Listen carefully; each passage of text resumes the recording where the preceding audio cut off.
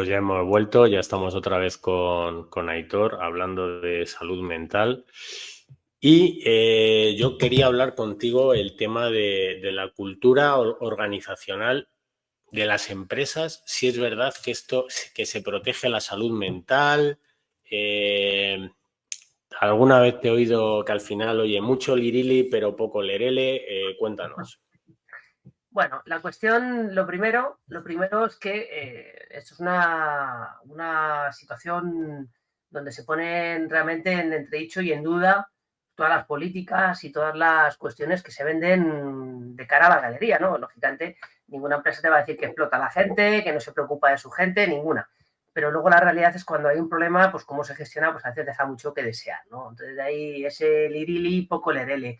Realmente lo que tenemos que entender es que una cultura sana, una cultura justa, es la que va a intentar atender a las personas, que las va a permitir ser, y atender a las personas y permitirlas ser implica cuidar todos los elementos esenciales, ¿vale?, de lo que una persona necesita para estar bien. Si nos vamos a la famosa pirámide de Maslow, en un primer nivel tenemos que cubrir unas necesidades fisiológicas y de seguridad, ¿no? Oye, seguridad en el puesto de trabajo, seguridad para poder garantizar económicamente que yo puedo llevar el pan a mi casa y me queda un poquito para un margen de maniobra y tener una vida digna.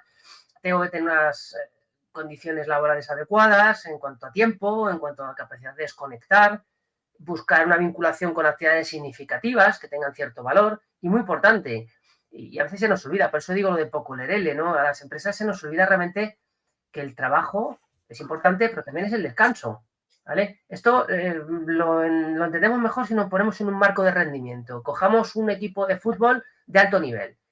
A ningún equipo de fútbol de alto nivel, ni sus preparadores deportivos médicos, se les ocurre pensar que el deportista tiene que estar entrenando todos los días, a todas horas, en cualquier momento. De hecho, el descanso es parte del entrenamiento. En el ámbito del rendimiento laboral es exactamente igual.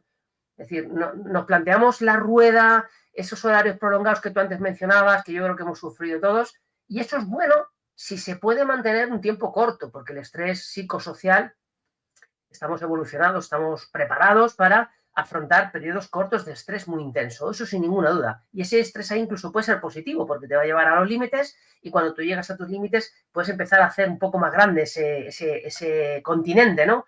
Y por tanto que habrá más contenido en el futuro a nivel de tensión, pero lo que no puede ser es estar siempre a ese nivel de rendimiento.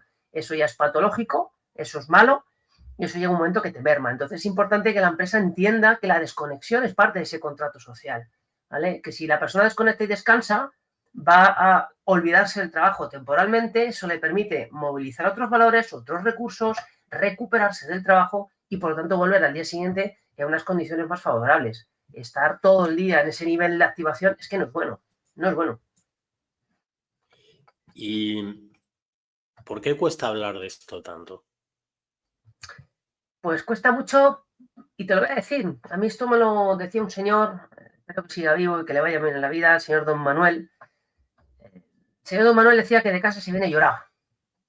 Sí, De aquí se eso viene yo llorado. recuerdo una época laboral donde estaban los despachos de los directores llenas de frases gloriosas. La Sí, sí, sí. incertidumbre ha venido para quedarse, de casa se viene llorado. Y decía, bueno, ¿os habéis vuelto todos tontos? Sí, en parte eso es lo que captó muy bien el grupo este humorista Pantomima Full, ¿no? Cuando hablaba de los consultores y decía, te convence con desventajas, ¿no? Es decir, te pongo lo malo y te lo vendo como si fuera lo bueno.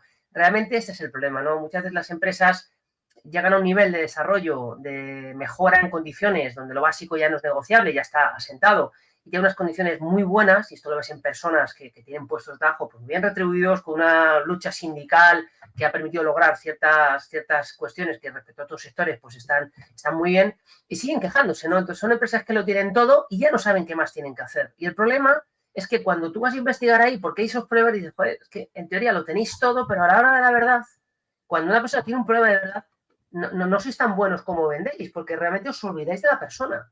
Decir, no, es que nosotros ya tenemos una escuela de felicidad, tenemos una escuela de no sé qué, damos cursos ya, pero es que la persona a lo mejor lo que necesita es cortar a su hora, salir a las 3 de la tarde para ir a recoger a los niños y poder pasarse la tarde con ellos en el cole. no estar en ese estado indefinido de siempre trabajando, donde estoy con mis hijos, pero no estoy, porque estoy conectando, teniendo el móvil, estoy siempre pensando en el trabajo, luego por la noche me pongo. Entonces llega un momento que la persona está 24/7 conectada y eso agota a cualquiera. Entonces, muy importante. ¿Por qué cuesta hablar tanto? Porque nos cuesta entender que el trabajo no sea todo en la vida, sobre todo si estás puesto en el despacho o estás sentado con la camiseta de la empresa, ¿no? Decir, oye, que yo en mi vida no todo lo que hago es trabajo, que tengo derecho a apagar el ordenador y apagar o no coger el teléfono y no contestas hasta el día siguiente, que a partir de cierto horario el tiempo es mío. Eso cuesta mucho, porque es como algo revolucionario. Esa es su hora, ahora es lo revolucionario. Y claro, ahí hay un problema. La empresa es como un organismo vivo, tiene sus propios metas y sus propios objetivos. Y claro, tú eres una célula en ese organismo. Si te vuelves discrepante, te vuelves raro, si te aplica esa respuesta inmunitaria, ¿no? Y la característica del sistema inmunitario es, lo primero, reconocimiento de lo propio y lo ajeno. El sistema de histocompatibilidad celular, ese linfocito detecta si esa célula es mía o no, por una serie de proteínas de membrana, que es mía, no pasa nada, que es mía, que no es mía, activo la respuesta inmunitaria y a esa célula nos la cepillamos. Eso pasa en el entorno laboral. Hay un reconocimiento propio ajeno. Cuando Sí, ya no sí. entras en ese perfil, en ese rendimiento, cuidado con que ya empezamos con el modelo de contabilidad. Empezamos a contar las cagaditas, las discrepancias y ya le voy empezando a hacer la cuenta. Ya no estamos en ese engagement, en ese rollo happy, en esa cultura de crecimiento. Luego, el sistema inmunitario tiene memoria. Si una célula es capaz de recordar a esa partícula vírica con la que contactó hace X años, porque se ha quedado una célula ahí acantonada en la médula ósea, que cuando se activa la respuesta inmunitaria vuelve a producir anticuerpos, pues ¿cómo no va a pasar eso en la empresa? Se guardan las rencillas, los rencores, para devolverlas cuando más proceda y cuando mejor convenga. Me encanta esa comparativa que acabas de hacer. El mundo de la empresa está lleno de cabrones con pintas, perdóneseme la expresión. Y luego hay una especificidad de respuesta en lo inmunitario. Lo inmunitario pocas veces afecta al organismo. Cuando hay una respuesta autoinmune exagerada, sí, pero generalmente el sistema inmunitario actúa muy bien con esas proteínas de filtro, anticuerpos o células, va exclusivamente a ese antígeno, el que ha determinado la respuesta. Entonces, esto pasa en las empresas, ¿no? Hay un sistema inmunitario, unos guardianes, ¿no? del grupo, que en un momento determinado se pueden sentir soliviantados y, claro, hablar de esto es revolucionario, es radical, pero yo creo que debería ser el día a día. Es decir, oye, las reuniones de comités de dirección tendrían que ser reuniones para hablar de las personas. Y eso se consigue pues cuando ya tienes una posición, que te vean como un igual, porque sí que es cierto que todavía hay mucha separación vertical, mucho clasismo en altos consejos de dirección, y eso es un problema, porque cuando el que está arriba mandando no está en contacto con lo que está abajo, pues es como si la cabeza no sabe dónde tienen los pies. Los pies se pueden quejar de que están pisando barro y el de arriba, pues yo no, que no veo nada, no piso nada, no quejáis de nada. Entonces hay una disociación, en muchas ocasiones falla ese nivel. Y ya que me llevas aquí, ¿cómo se puede enseñar a la gente que gestiona equipos a ayudarles a gestionar emociones? Porque esto que estamos hablando de hablar de personas y demás, esto es, para mí es gestionar emociones, es algo que nadie te enseña, empezando porque a mí nadie me ha enseñado a gestionar mis emociones. ¿Cómo te voy a ayudar a ti? O Bueno, sea, sí te estas enseñan, soft skills, sí te han bueno, enseñado, ya, lo que pasa es que te han enseñado a pero no vas gestionarlas a de otra manera. ese día no fui a clase. Claro, la cuestión es que esto es un aprendizaje completamente intuitivo, completamente no reglado, ¿vale? Es a lo que lo haga alguien explícito, pero tú aprendes desde que estás en el vientre materno a gestionar emociones. Hay un diálogo tónico afectivo en el vientre de la madre. A partir de los 3 meses, cuando el sistema nervioso ya empieza a tener una formación rudimentaria, el niño ya detecta en la tripa los movimientos de la madre, el tono de su voz, su nivel de cortisol. Eso ya va impactando en la respuesta psicofisiológica de ese embrión en desarrollo, ese feto.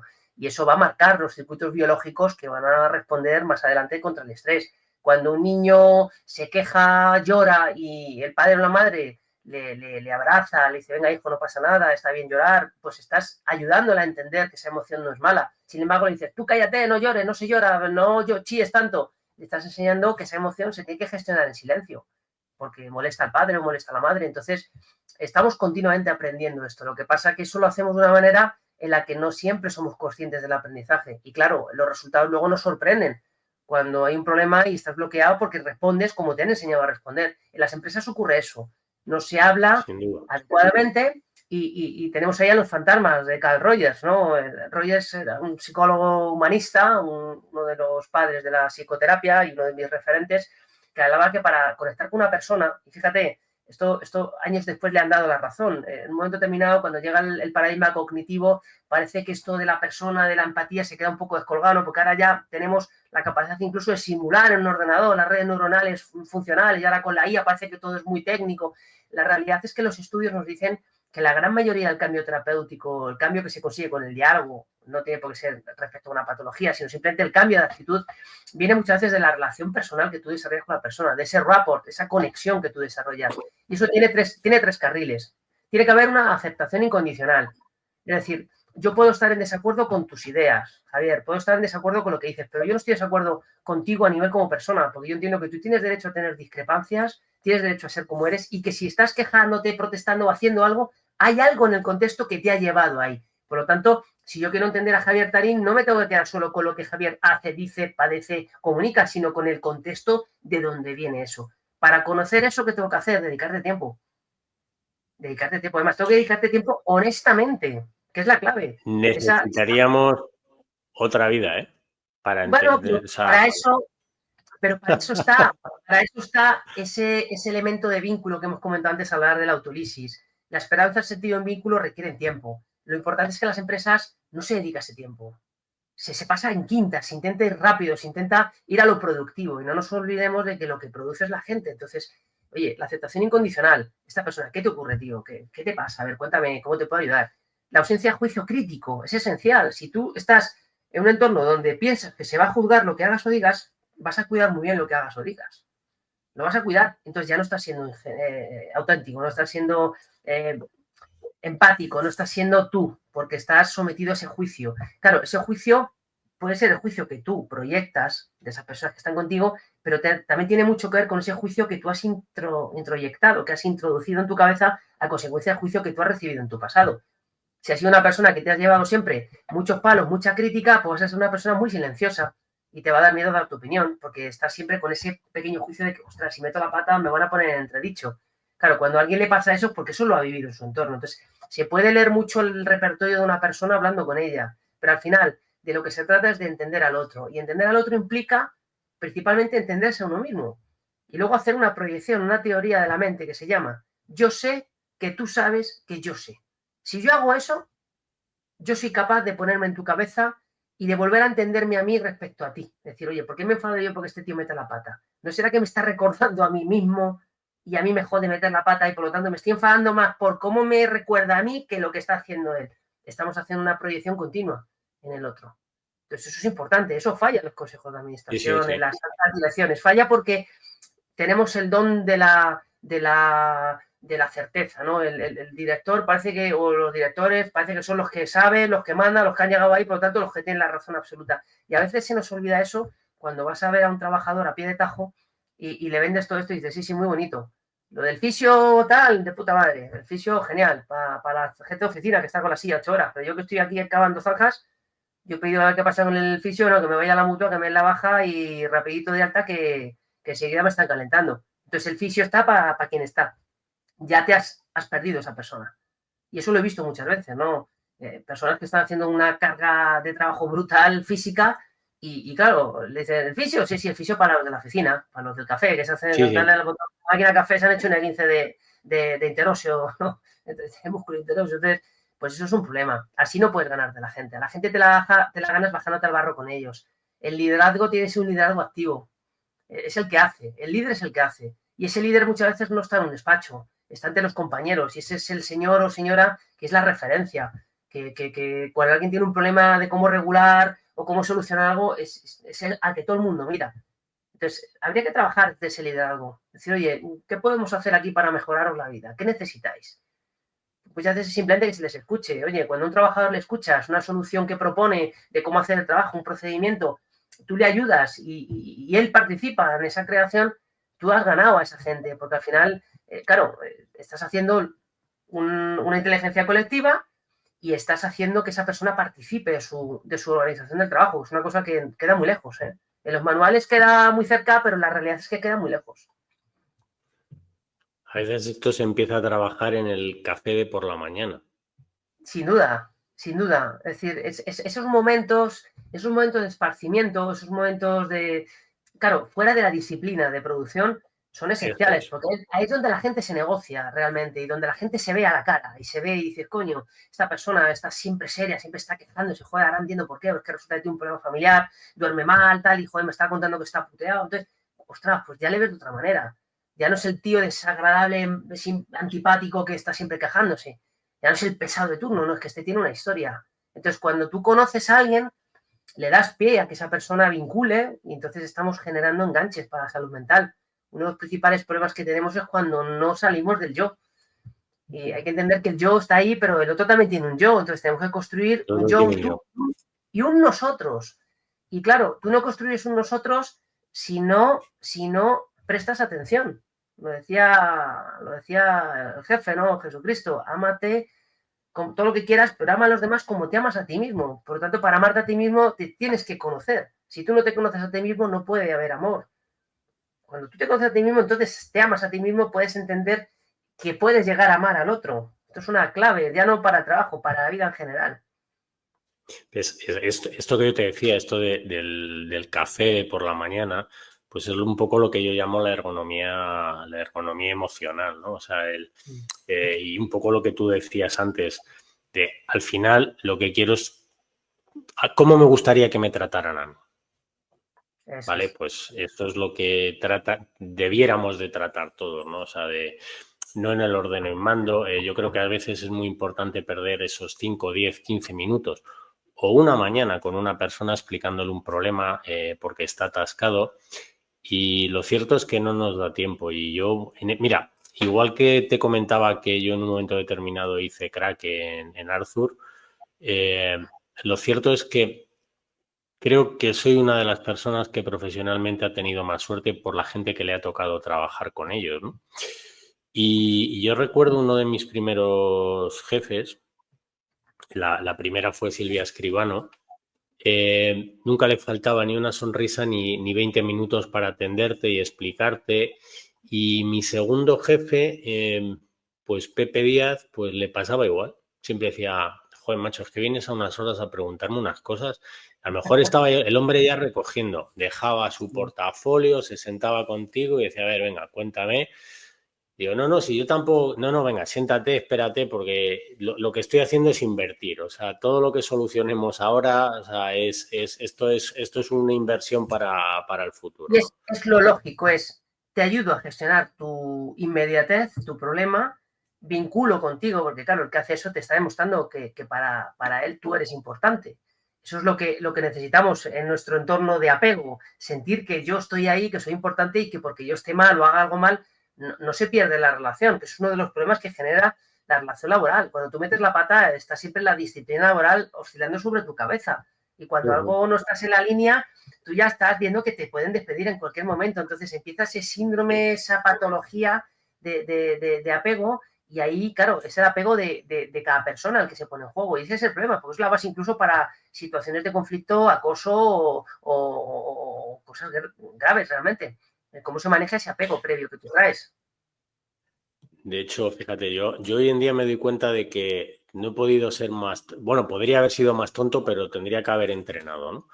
Y ahora lo veo en mis hijos, lo veo en los chavales en la universidad, pues estas navidades me llama un alumno, me llama por teléfono, me dice que quiere hablar conmigo, me cuenta lo que está pensando y yo, es curioso, le recomiendo hacer justo lo contrario de lo que él pensaba hacer y yo hubiera hecho con su edad.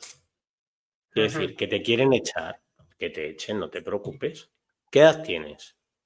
25 años. Escucha, si con 25 años no vas a ser capaz de encontrar otro trabajo, jodido estamos. Pero Claro. vamos, o sea, entonces, pero en ese momento, eh, mmm, yo también, fíjate, ¿no? A veces incluso encuentras consuelo en un profesor mejor que con tus padres. Uh -huh. Y yo le decía, digo, ¿has hablado con tus padres? ¿Qué te han contado? Dice, bueno, mi madre algo muy parecido a lo que me estás diciendo tú. Digo, bueno, es que los dos somos padres, ¿no? O sea, tu madre es madre, yo soy padre, y si le preguntáramos a mi mujer, pues te diría algo Claro. parecido, y si le preguntas a tu padre, pues te diría algo muy parecido a lo que te pregunta a tu madre. Y creo que tiene que ver con ese ciclo que vamos pasando a lo largo de la vida. Y el otro día me escribió y me dice, no te he contado nada porque al final he decidido seguir estudiando, ¿no? Que era un poco lo que yo le decía, digo, o sea, digo, Ujú. no tengas miedo, digo, y también te tienes que plantar, ¿eh? Pero el hecho de Claro. plantarte te lo va a dar los años. Pero claro, necesitas a alguien que te mentorice, y eso no te lo dan Sin las duda. empresas.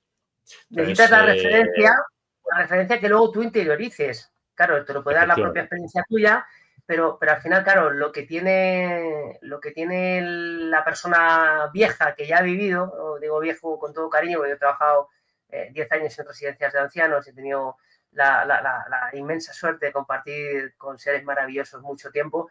A mí me sorprendía la gente mayor cuando yo les contaba lo que en ese momento eran mis problemas, la absoluta actitud estoica que tenía. Bueno, José, ya pasará. Decía, joder, esta gente está hecha de granito.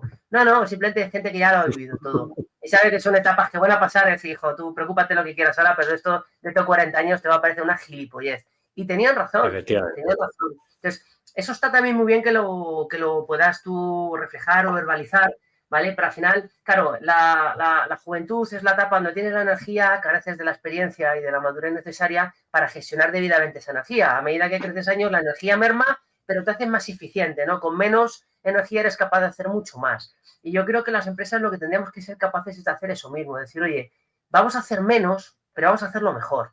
Es decir, a veces no es cuestión de gastarse pasta, de grandes proyectos ambiciosos, de fliparnos, ¿no? Con ser los primeros en vender no sé qué moto, sino simplemente, oye, ¿por qué no dedicamos parte del dinero a sentarnos y a tener un espacio, un tiempo, simplemente para vernos, para conocernos?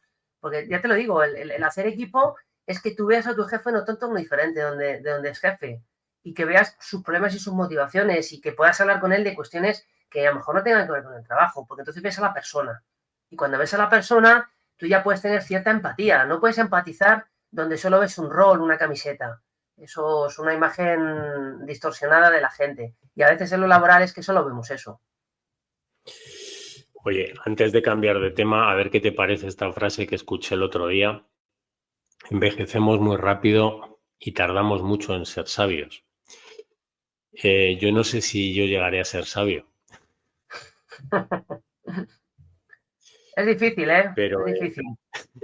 A mí me gusta otra frase de un profesor mío, Tres Palacios, que ya falleció el pobre hombre, para descanse. Tres Palacios hablaba y decía, claro, ya hablaba de sí mismo, ¿no? Él hablaba de que al final hacerse mayor es negociar las pérdidas. Negociar con uno mismo las pérdidas. Es decir, fíjate qué gran sabiduría hay ahí en esa frase. Es decir, joder, lo que tú creas que has llegado a ser, llegará un momento que te des qué cuenta que bonita, ¿eh? lo estás dejando de ser. Entonces hay que negociar las pérdidas, hay que darse permiso para ya no ser. Y eso, escucha, no, yo es lo que planteo aquí, aquí y ahora, aquí en tu podcast. Hay que negociar, es decir, negociar la pérdida. Es decir, siempre nos matamos y nos agotamos por llegar a algo. Oye, muchas veces la felicidad no está en alcanzar, está en dejar de buscar, en dejar de nadar, en dejar de pelear. No de una forma negativa de me rindo, no, es razonable seguir así, es razonable seguir a este nivel, es razonable, porque al final, claro, te pongo el ejemplo de la alta dirección, ¿no? Oye, conozco a una muchacha alta directiva, una máquina, una mujer maravillosa a la que admiro. Si ves este podcast seguramente me reconozca, se reconozca a sí misma, que le dices, leche, cambia de trabajo o vente con nosotros, adepto, tal. No, es que ahora estoy con la hipoteca, tal. Claro, te has metido en la rueda de oro. Es decir, te cuesta bajarte. Pero claro, porque has creado unas expectativas. Muchas veces, y esto lo dicen los estudios, una vez cubiertas tus necesidades básicas, mucho más dinero no te da mucha más felicidad. Es decir, una vez cubiertas las Exacto. necesidades básicas y un poco más, es cuestión de desprenderte. Es como el escultor que va con el cincel dándole a la piedra. Lo que pasa es que la piedra eres tú vas esculpiendo tu futuro. Y claro, cada golpe que das duele, pero vas depurando. Entonces, cuando tú llega un momento que ya no exiges, no necesitas tanto, puedes ver las cosas desde otra perspectiva, porque no lo haces desde la expectativa irreal de debería, tendría que ser capaz, sino de a ver, ¿dónde estoy? ¿Qué es lo que quiero? Y si realmente quiero estar allí, ¿cuánto me toca dar? ¿Quiero dar esto realmente? o lo hago por una cuestión social, porque es uno de los problemas, el ego. Vivimos en una sociedad profunda y absolutamente egocéntrica, ¿vale? El problema es que no se construye un yo sólido, se construye un yo contingente. El yo que se refuerza cuando tengo el ok, la admiración, y lo puedo vender a los demás, pero realmente el yo que importa es el que yo tengo cuando apago la luz, ese yo que también contiene la sombra de la que hemos hablado antes. Eso es muy difícil, pero cuando lo consigues, el mundo te parece un lugar donde, pues como la Matrix en la película, puedes salir y puedes entrar, pero tienes que salir y tienes que saber entrar y salir, porque si no es que te pierdes. Hoy el mundo está hecho, diseñado para que te consumas y para que mientras tanto gastes, que es de lo que vive el mundo hoy en día. Sí, efectivamente, estoy de acuerdo. Oye, me apetece hablar contigo de comunicación, de actitud, de autoeficacia, de conducta de seguridad, de factores psicosociológicos, psicosociales. La comunicación interna. ¿Qué papel juega la comunicación interna en la conducta de seguridad de los trabajadores? Es esencial, porque es donde te estás jugando que la gente pues te compre el mensaje o no te lo compre y se identifique o no con la empresa. ¿Vale? Hay que pensar que la gente no piensa en accidentarse. Nosotros, sabes que nosotros investigamos muchos accidentes, la gran mayoría, por desgracia, son accidentes graves o mortales. Entonces, cuando tenemos que analizar el comportamiento de las personas, a veces incluso con grabaciones donde vemos a la persona tener accidente y fallecer, pues vemos que esa persona realmente no era consciente de lo que le iba a ocurrir. Entonces, ¿qué pasa? ¿Por qué se accidenta? Si realmente no tiene intención de hacerse daño, ¿qué pasa? Pues que al final la persona desarrolla un modelo mental de la realidad. La comunicación que nosotros lanzamos puede impactar en ese modelo y ese modelo de la realidad genera situaciones de riesgo cuando no concuerda con los datos reales del entorno, ¿vale? Cuando la persona crea una imagen irreal en su cabeza y responde a ella, porque realmente nosotros al mundo no respondemos de forma directa, salvo casos muy concretos. Oye, alguien explota un petardo detrás tuya, pues tú pegas un sobresalto porque tu sistema de aviso reacciona, pero hay muchas veces que eso no ocurre así, no es tan inmediato. Tú tienes la posibilidad de construir un entorno, un modelo mental de esa situación. Entonces, la comunicación ayuda a crear ese modelo mental. Y tenemos que tener en cuenta que cuando hablamos de prevención, tenemos que luchar contra un sesgo de invulnerabilidad. Las personas creen que no les va a pasar nada malo, que creen que tienen recursos para afrontar, que tienen control. Y la realidad es que con lo que vemos diariamente, pues eso no es así. Entonces, la comunicación tiene que llevarnos a que la persona tenga la capacidad de seguir unas instrucciones, que tenga capacidad de actualizar esas instrucciones en tiempo real, de preguntarse, oye, lo estoy haciendo bien, esto es dentro del procedimiento, ¿qué pasa si esto se desvía de lo que tiene que ser? ¿Cómo actúo? ¿No? Oye, estoy en una instalación que en principio podría llevar tensión, bueno, pues a lo mejor si podría llevar tensión, voy a aplicar el protocolo para verificar con las 5 reglas de oro que esto no tiene tensión, en vez de coger y hacer la instalación pensando que no tiene tensión. Entonces tengo un contacto eléctrico. Entonces, ese modelo mental ha fallado. Yo creía que no, pero realmente sí. Entonces, ¿por qué no tomo la vertiente de que voy a actuar como si tuviera y entonces me adapto desde los procedimientos? Ese es el punto crítico de la comunicación, Javier. El llevar a la persona a ser siempre crítica hasta de su propia actitud o a su propio impulso de actuar. Vale, ese es el que ejecuta y el que manda al trabajo, Tiene que ser porque yo me lo consciente que la encuentro. gente, claro, la gente no es infalible, la gente comete errores, la gente comete incumplimientos y hay que entender que tanto el error como el incumplimiento, que son los puntos críticos desde donde parte o donde nace un análisis conductual, que tenga una intención de llegar a la raíz, ese error, ese incumplimiento ocurre en un contexto que muchas veces predispone a ese error y a ese incumplimiento. Predispone, ¿vale? Podemos generar un error de decisión porque obligamos con muchos estímulos o con mucha presión temporal a una persona a actuar de una forma que no es muy reflexiva. Podemos generar errores de percepción, ¿vale? Podemos generar errores de habilidad. Si obligamos a una persona a hacer un trabajo para el cual a lo mejor no tiene todavía esa habilidad porque no le hemos supervisado y formado, porque creamos un entorno de cumplimiento a toda costa, ¿vale? Ese encargado que presiona, que dice al trabajador, venga, tú haz lo que se te dice y resuelve que paso estás aquí, que si no tengo a 3 como tú en la puerta esperando. Entonces hay veces que el propio Ya. mando intermedio es foco del problema. Yo en relación al tema de la comunicación, pues pues os voy a contar una cosa que me ha pasado hoy es lunes, pues el viernes, examen en la universidad. Y entonces les pongo a los chavales en las instrucciones lo de lee atentamente, cada pregunta vale tanto, no te preguntes que no resta. Y les pongo un apartado que es túmbate en la mesa como si estuvieras dormido y espera instrucciones de tu profesor. Me he tirado todo el curso explicando que ante una tontería hay que preguntar. Que una tontería, en principio, es una instrucción, no hay por qué desacatarla, pero si yo tengo dudas, levanto la mano y pregunto. Entonces lo que me encuentro es que empiezan todos a hacer el examen y empiezo a retirar el examen. Digo, tenéis todos un 0. ¿Por qué? ¿Qué es lo que ha pasado? Bueno, que no habéis leído. O sea, falla el proceso de comunicación, pero yo que os he puesto, solamente hubo uno que se quedó así, bajó la cabeza y cerró los ojos. Dice, a mí es que me daba vergüenza. Dice, entonces dice, he tratado de quedarme dormido sentado. Y dice, bueno, ¿y los demás por qué hacéis esto? ¿Por qué si os han dicho una cosa no la hacéis? No, es que hay que hacer el examen. Coño, sí, escucha, hay que hacer el examen, pero llevamos todo el curso viendo que no podemos mandar tonterías, que tenemos que cada acción que tomemos somos responsables de lo que mandemos a la gente. Que si tenemos dudas, preguntamos. Digo, y llega el día del examen, te dicen que te tumbes encima de la mesa, que no sabes por qué, y tú decides que es que lo que tienes que hacer el examen. Claro que tienes que hacer el examen, ¿no? Pero al final yo no sé si es una cuestión de, y vuelvo al tema de la comunicación, que no hemos ido, yo digo, en ese momento lo que sentí, digo, todo lo que os he explicado durante el curso, no he conseguido comunicaros que esto es importante. Bueno, Segunda fase del examen, lo has me hicieron conseguido, lo mismo. lo has conseguido, pero faltaba el elemento final. Tú ten en cuenta una cosa, lo que tú has propuesto es una regulación verbal de un comportamiento o de una actitud.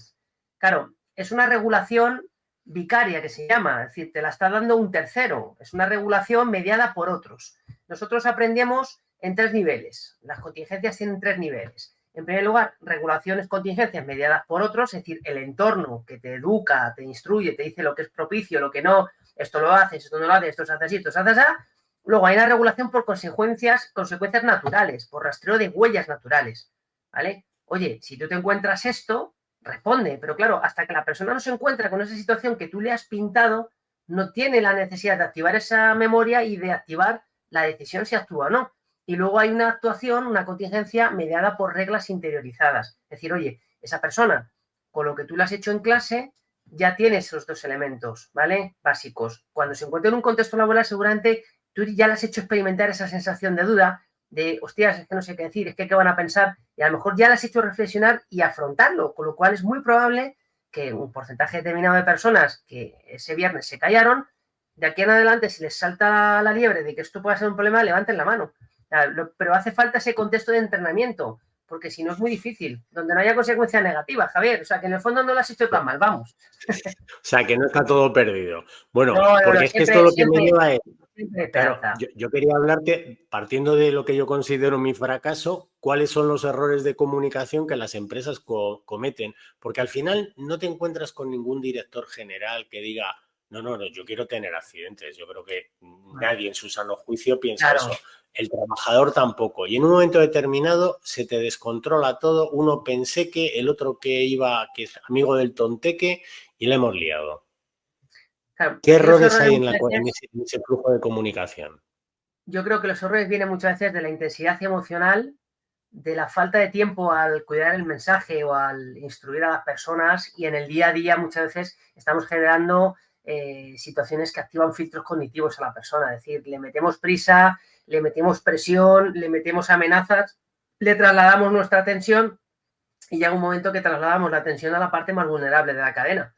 Y al final el trabajador es el que activa un modelo mental con sus problemas, con sus limitaciones, y si le creamos un entorno de miedo donde puedo ver censurado, donde puedo ver que me pueden poner una sanción, donde me pueden incluso achacar que no estoy rindiendo o trabajando como debo, pues ya entramos en el modelo de contabilidad y eso es una de las cosas que más afecta a un trabajador.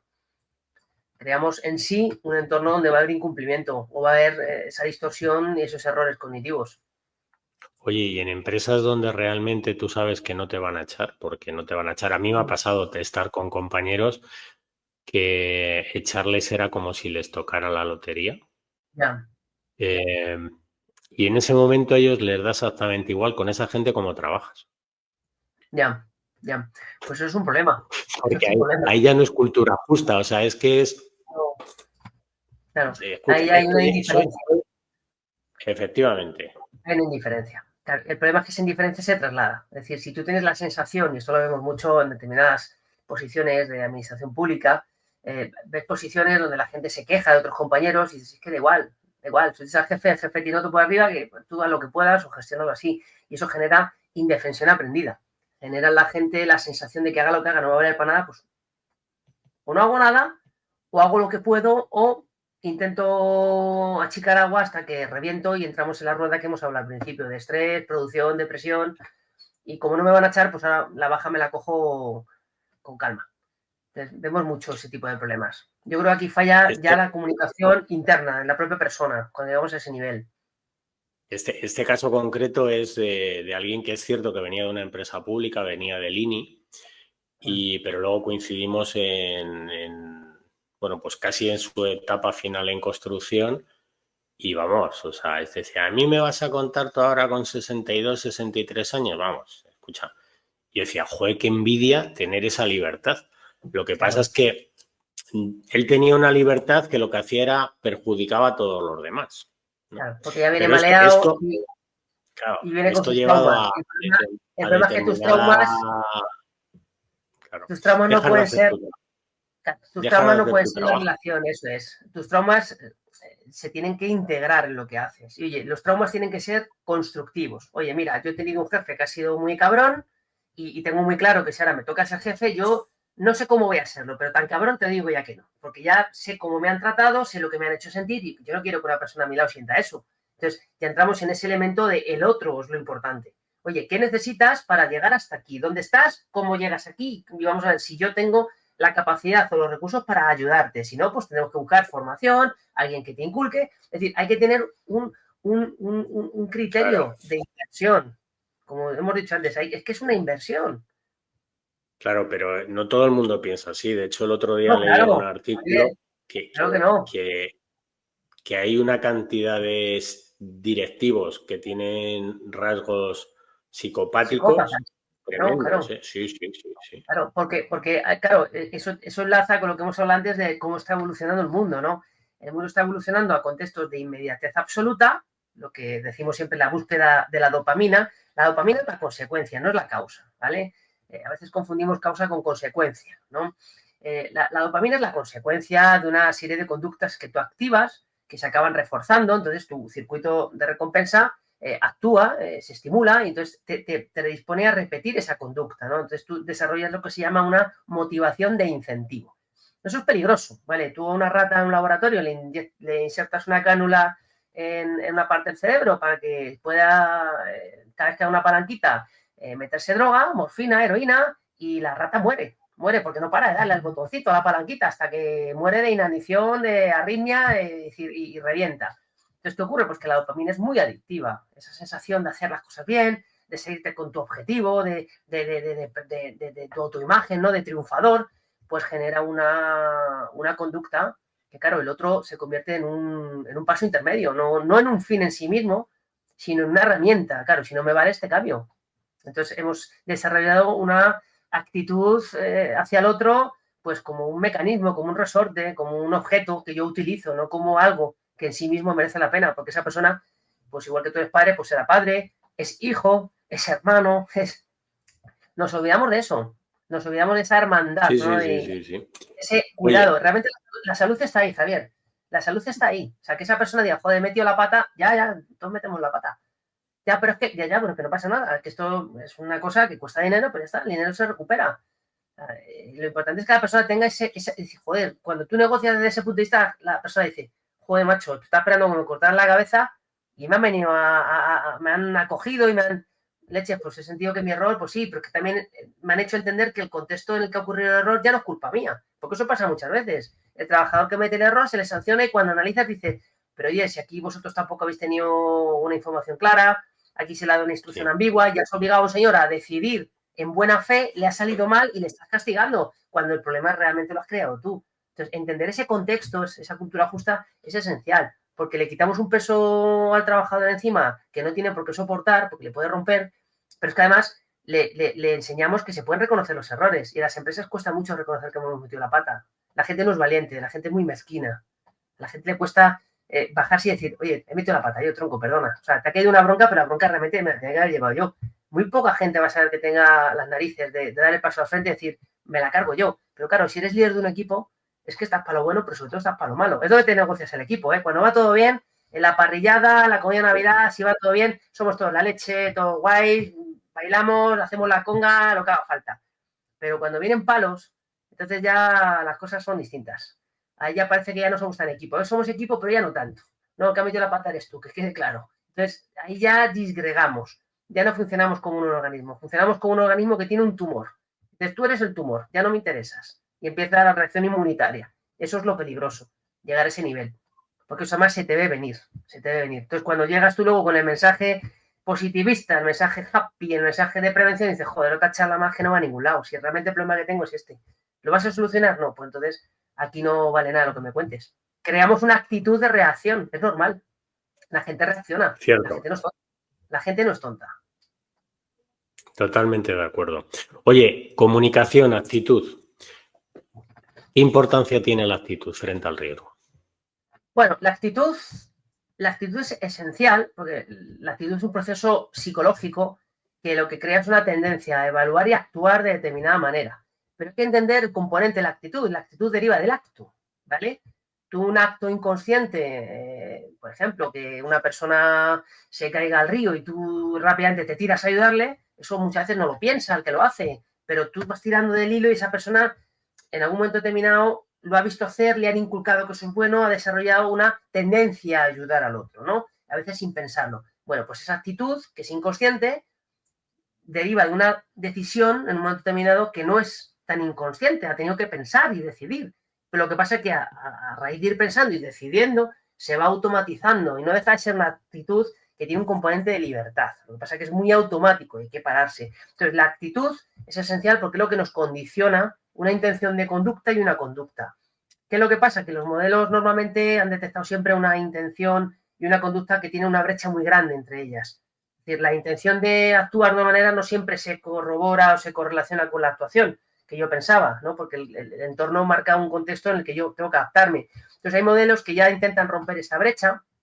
Hay un modelo bueno, el que yo hice mi TFM, de conducta de salud, muy bueno, se llama Ralph Schwartzer, que lo que dice es que al final tú puedes tener una intención de conducta que deriva de una autoeficacia percibida de lo que vas a hacer, una expectativa del resultado que vas a tener, una percepción del riesgo y de una conducta previa. Entonces eso crea un proceso mental que se llama intención de conducta. Pero luego entre la intención y el hacer, entre el dicho y el hecho, ese mucho trecho que nos dice el refranero, pues hay otros procesos, ¿no? Que tienen que ver con la planificación de lo que haces, con esa autoeficacia de afrontamiento si algo se tuerce. Oye, yo me propongo ir a entrenar hoy, pero estoy muy cansado. Entonces, ¿cómo afronto eso? Pues me sobrepongo al cansancio y entreno o me rindo, entonces no afronto ese cambio de contexto cuando yo he decidido esta mañana que iba a entrenar y el cómo estoy ahora. Entonces, eso cambia bastante el contexto. Pero al final, los estudios nos dicen que la intención predispone a la conducta, pero el principal predictor de una conducta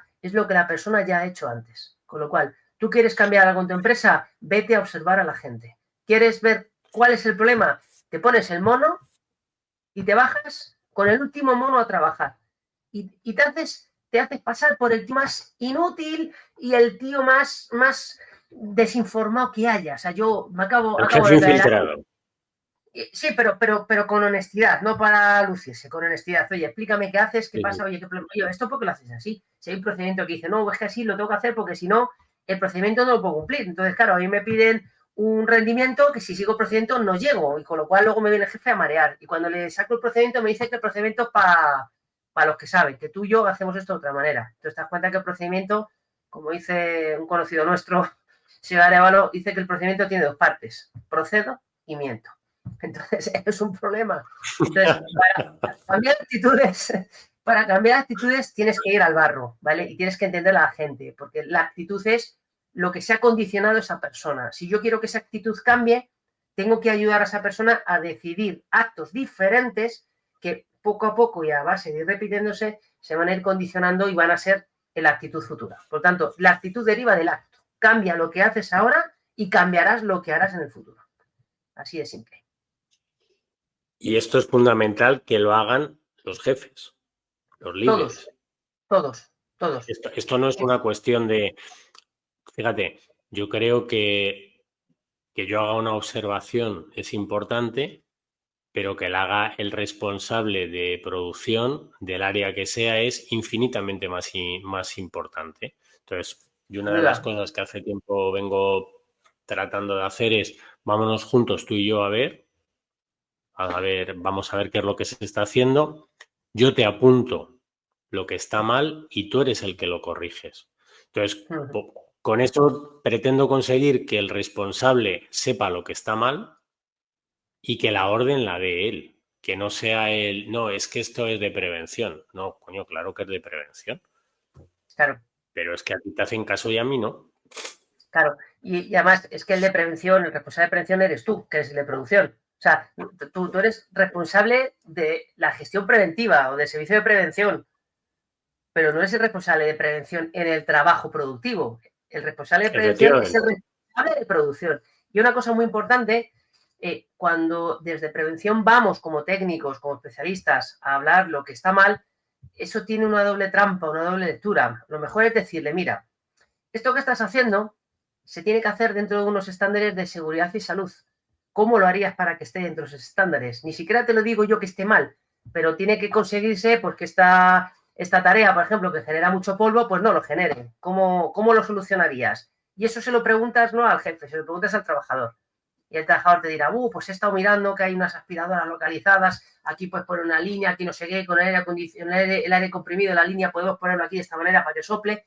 Y dices, leches, tiene ya el tío la solución de ingeniería pensada, requete pensada, y ¿qué ocurre? Que si tú a ese trabajador le incluyes en esa decisión, cuando tú esa tarea la implante el responsable de producción con ayuda de esos trabajadores nunca van a poner en duda algo que han hecho ellos. Es una teoría de la coherencia, ¿vale? Es esencial. El trabajador no es el problema, es el que te va a dar la solución. Lo que pasa es que nos cuesta aceptar que el trabajador sabe. Este señor que es peón. Uy, ahí el ego, qué malo es. Este tío que sabe, este tío que es peón, pues este tío que es peón lleva 30 años haciendo eso y se lo sabe hacer con los ojos cerrados. No le vamos a decir a él lo que está haciendo mal. Le podemos decir, oye, me genera inquietud verte hacer las cosas así porque me preocupa tu espalda. Verte agachado de esta manera. Oye, me preocupa el cartílago de tu rodilla si estás con la rodilla aquí apoyada. Oye, tío, ¿cómo podemos hacer esto para que tú hagas esto como tú quieras, pero dentro de unos márgenes de seguridad? Vamos a negociar tú y yo. Cuando tú te bajas a ese nivel, tú a ese señor le estás diciendo que a ti te preocupa su artrosis de rodilla, lo que le dé la espalda, levantarse por la mañana. Cuidado, estás tocando la tecla, ¿eh? Ahí estás tocando la tecla. Pues este tío no viene a tocarme las narices, este tío viene a ver realmente qué puede hacer por mí. Oye, pues aquí una sombrilla, aquí a lo mejor una linterna, aquí me puedes acolchar y esto. Oye, si tuviera una herramienta para hacer, dice, mira, vamos a ver lo que podemos hacer. Investiga tú por tu lado y a ver si encontramos algún punto. Eso cuando tú lo haces, ¿sabes? Que esto lo haces en 5 minutos, dedicando una visita dedicas 5 minutos a estar con esa persona, que no te vea como un agente de censura, como un agente que viene a señalar lo malo, sino que, oye, esto es lo que hacéis, ¿vale? Perfecto, ¿cómo te puedo ayudar? Es distinto, no ven la prevención como una imposición, lo ven como algo que están demandando sin saberlo, porque muchas veces la gente quiere prevención, pero no sabe cómo llegar a ello, porque cuando ha pedido, ha levantado la mano, ha habido otro, ha hecho, baja la mano, que esto está escrito que tiene que ser así, tú no eres nadie para decir que tiene que ser de otra manera. Esa es la lectura, eso es un ego y un clasismo muy peligroso, porque hace que la gente se desvincule de ti. Bueno, es que el ego, por ejemplo, en el mundo de los ingenieros es tremendo. Y yo hace tiempo que escuché que los ingenieros también necesitan héroes. Son los mecánicos. Y lo vemos Claro. todo, por ejemplo, en las carreras de Fórmula 1 lo vemos constantemente, ¿eh? Claro. O sea, al final, mucho Adrian Newey, pero el que arregla el coche tras un golpe y le vuelve a poner al señor Fernando Alonso o iba a decir a Barrichello, al que sea, le pone el coche a punto, es el Es un mecánico. currito, es un currito. Sí, sí. Y esto nos lleva a la autoeficacia. Gran, Comunicación, actitud, autoeficacia. gran y ¿Qué bonita es la palabra. autoeficacia? Es la creencia que tú tienes de que vas a ser capaz de hacer algo, ¿vale? Y de que tienes recursos para afrontar una tarea, sobrepasar o solucionar una situación, ¿vale? Hay diferentes tipos de autoeficacia. El modelo de Ralph Batzer, que te dejo la referencia por si lo quieres poner, habla de 3 niveles de autoeficacia, ¿no? Una autoeficacia que tiene que ver para crear la intención de conducta con la percepción de que puedo hacer la tarea, una autoeficacia de que cuento con recursos de afrontamiento por si algo se tuerce y seguir haciendo esa tarea, y una autoeficacia de recuperación, si acaso se tuerce todo, volver a recuperar el entorno. Oye, me he propuesto hacer dieta, he visto un programa, he leído un libro y me motivo, venga, empiezo a hacer dieta. La primera semana, segunda semana es fácil hacer dieta. Vale, a corto plazo el estrés funciona, pierdo peso, todas las dietas funcionan en las primeras semanas, pero luego viene la regulación hormonal, ¿no? Empieza a haber una reorganización hormonal y entonces me encuentro con que ahora tengo mucha más hambre que antes, con que la sensación de energía ya desaparece y, ostras, ahora empiezo a tener un montón de apetencia por chocolate. Hostia, es que la dieta no la puedo tocar, el chocolate, pero es que ahí empieza el afrontamiento. ¿Qué haré cuando el hambre y las hormonas me pidan chocolate? Y entonces, si yo mantengo esa línea, esa autoeficacia de afrontamiento se va a ir reforzando, me puede servir un tiempo más, pero llega un momento que yo, y solo es un poquito de chocolate, meto el primer mordisquito a la onza y me como la tableta entera. Tengo que activar la autoeficacia de recuperación. La he cagado, tengo que volver En mi a... casa no has estado, tú en mi casa por la noche no has estado, ¿no? Ay, amigo, yo he sido competidor en categorías de peso de lucha y para mí la dieta era algo, era un enemigo más. Era, porque ibas al kilo, tienes que estar, la semana que viene el sábado, tienes que dar 63 kilos y estás en 69. Y tienes que estar, si no, no compites. Entonces, eso genera una tensión psicológica innecesaria. Lo importante es que la autoeficacia tiene que ser coherente con una de las facetas más difíciles de la mente humana, que es la flexibilidad. Es decir, toda patología, si tú eres flexible, se puede relativizar. ¿Que oyes voces? Si tú planteas que oír voces es malo, ¿vale? Si tú planteas que oír voces es malo, pues el señor acaba en un psiquiatra con una rigidez terapéutica, una rigidez de afrontamiento contextual. Hay que encerrar a este tío. Sin embargo, si tú dialogas con esa persona, puedes entender de dónde vienen las voces. Las voces pueden tener un contexto neurológico, pueden tener un contexto psicosocial. Las voces las puedes aprender a regular, las puedes situar en un lugar mental diferente donde ya no condicionan tu conducta, y eso puede hacer que a lo mejor sea necesario menos medicación, y eso puede hacer que la persona tenga más capacidad de afrontar y tenga unos recursos que cuando no tenga la pastillita a mano, pues a lo mejor son más útiles. ¿Vale? Entonces es importante entender el contexto. Entonces la flexibilidad cognitiva es la clave, pero en la vida en general, si tú algo estás dispuesto a montar un drama y de repente flexibilizas a otra persona desde otro punto de vista, oye, pues no había visto esto de otra manera. Eres una persona incompleta y voluble como cualquier otra. Llegamos a una conclusión, el ser humano está incompleto siempre, ¿vale? Pero incluso en sistemas muy definidos matemáticamente, nunca se pueden expresar matemáticamente todas las cuestiones de ese sistema. Seguramente necesitas un sistema mayor que englobe ese sistema previo. Esto lo hablaba Kurt Gödel, era contemporáneo de Einstein, en el teorema de incompletud, ¿no? Y es una cosa curiosa, porque en la vida muchas veces te vas a encontrar con esa incapacidad, esa incompletud, ¿no? Necesito otro sistema de referencia mayor.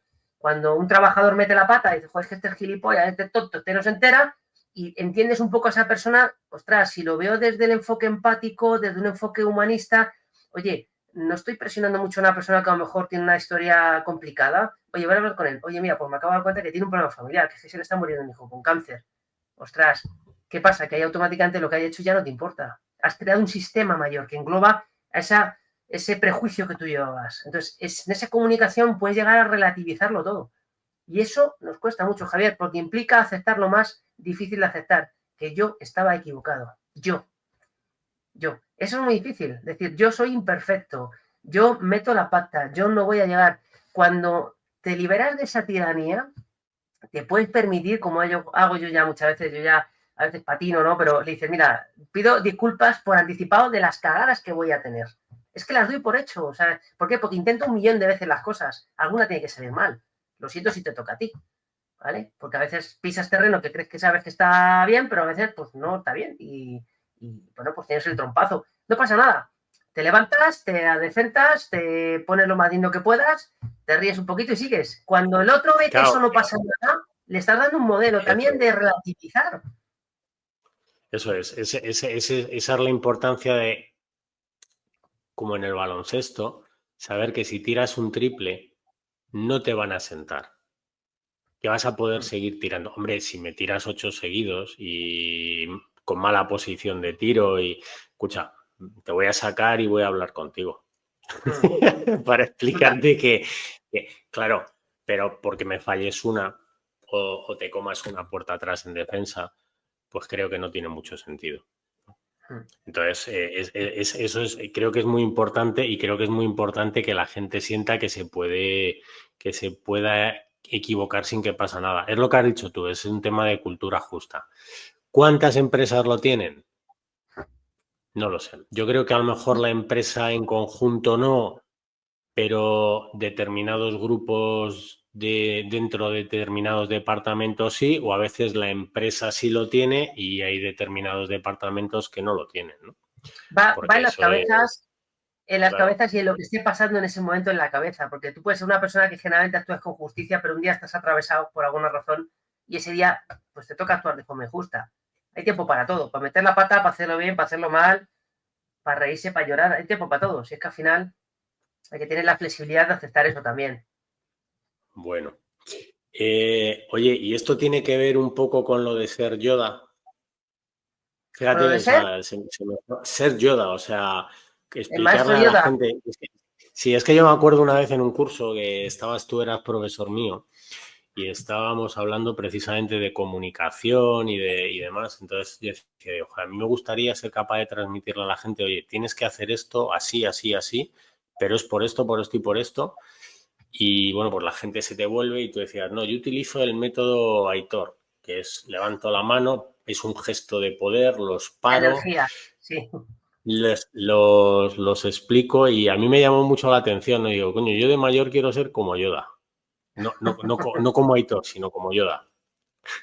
Bueno, ese manejo de energía y sobre todo el manejo de energía que surge cuando estás haciendo algo con el otro. Lo importante, pues muchas veces leemos al otro y según nos responde, pues ya vamos adaptando nuestra respuesta y eso puede hacer que tengamos cierta flexibilidad de adaptación o que tengamos cierta capacidad de empatía o si estamos en esa posición, en ese rol superior, sus respuestas nos pueden incluso incentivar, ser más agresivos, ser más secos, ¿no? Porque nos subimos en el rol y nos creemos lo que hacemos. Lo importante al final es decir las cosas. Es decir, que quieres decir algo, dilo, pero dilo además de forma honesta, como si lo explicarías a tu hijo. Es que ese es el error. O sea, es que a lo mejor estás tratando a una persona que en un momento determinado está en un nivel madurativo, en un nivel de activación de recursos mentales que no es el tuyo. Entonces, está muy bien que sin faltar al respeto tú le expliques como si fuera un niño. Decir, oye, mira, aquí te he echado la bronca o te he parado el trabajo o te estoy llamando la atención porque, mira, tú no eres consciente, pero que tienes un nivel de exposición a un ruido, que tú ahora, pues bueno, pues un momento determinado puede que no notes, pero esto con el paso del tiempo, sabemos por los estudios que esto te puede afectar. Entonces, pregunta, ¿tú te quieres quedar sordo? ¿Quieres acabar un día teniendo que llevar prótesis? ¿Tienes que tener algún día que pasar por quirófano? Pues entonces, esto te lo tienes que empezar a cuidar ya. Pero escucha, que yo no voy a estar aquí 8 horas como tú. Yo no voy a acabar lesionado como tú. Entonces, yo te lo digo por tu bien, no es porque me paguen, que a mí me van a pagar igual, te pase o no te pase algo. O sea, hay que desvincular muchas veces a la gente del resultado que tú tengas en tu trabajo. Mi trabajo es venir aquí, señalártelo, cuando estés, llamarte la atención, pero cuando yo no esté, ya depende de ti. Esto es una cuestión muy importante. La motivación explícita, el invigilando que tiene la empresa, deriva de que cualquier persona con autoridad tenga capacidad de llamar la atención, parar y corregir. Vale, pero cuando no esté esa persona con capacidad de hacer eso ahí, el trabajador, ¿qué ocurre? Que no hace lo que tiene que hacer, pues para eso está la formación y sobre todo la capacitación, que es llevar a la persona a la comprensión que sea capaz de entender porque se le está pidiendo una medida de seguridad, ¿vale? Una medida de prevención en salud a largo plazo. Es para ti, yo se lo explico a la gente. Escucha, que yo no voy a caer de esa cubierta porque pise ultralucio, es que yo no voy a pisar ahí porque es que no me piso ni subir. Entonces, cuando yo te digo esto, para que tú reflexiones, porque al final a quien van a tener que llamar para explicarle que se ha caído alguien y se ha roto las piernas o se ha matado es a tu familia. Entonces, tú piensas esto, o sea, a mí no es que me dé igual, me jode cuando tengo que investigar un accidente de trabajo, pero yo tengo muy claro, a mí eso no me va a pasar, porque yo tengo otro trasfondo. Y Y si yo tuviera que saber, claro lo que tengo que hacer. ¿Se puede entrenar la percepción del riesgo? Siempre. Nosotros la hemos entrenado, te diría porque es nuestro trabajo, pero ¿cómo la entrena alguien que no está formado y que lo que le han enseñado es a la parte de producir? Caiga quien caiga. Pues seguramente más que enseñar es parar para ver, porque nuestro cerebro está constantemente analizando el entorno y el problema es que a veces sesgamos la información a la que atendemos, ¿vale? Tú ahora mismo no eres consciente, pero tú espero que estés calzado y tienes un dedo gordo, el pie derecho, que está dentro de un calcetín y dentro de un zapato, que si tú empiezas a pensar, pues qué sensación de calor, de agobio me están dando ahora, cómo me gustaría tener el pie pisando el césped fresquito de la piscina, fresquito y noto humedad, noto calor, noto que el pie está ahí aprisionado. Me gustaría ahora mismo quitarme el zapato y el calcetín. Ese pie ha estado siempre ahí durante toda la charla. Sin embargo, ahora es cuando le has prestado atención.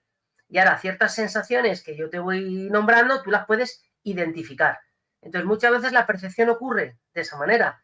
Tú estás dándote cuenta de cosas que alguien o tú mismo has aprendido a no atender, a negar. Entonces, esa activación, esa estimulación está, lo que pasa es que tu cerebro no ha parado por ahí.